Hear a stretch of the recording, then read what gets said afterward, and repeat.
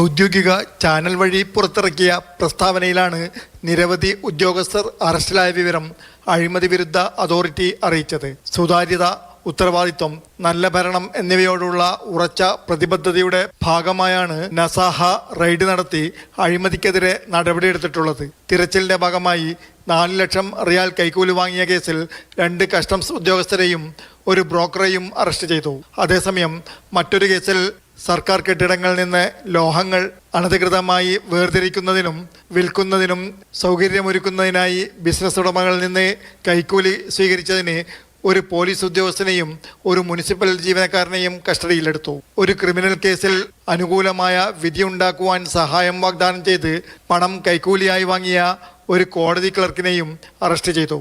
വിദ്യാഭ്യാസ മന്ത്രാലയ പദ്ധതികളുടെ സബ് പ്രൊജക്ട് ജോലികൾ നൽകുന്നതിൽ കൃത്രിമം കാണിക്കുവാൻ കൈക്കൂലി വാഗ്ദാനം നൽകിയതിന് ഒരു പ്രവാസിയും അറസ്റ്റിലായി.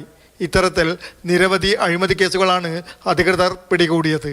Jafar Ali, Palakkode, Mathrubhumi news, Jeddah.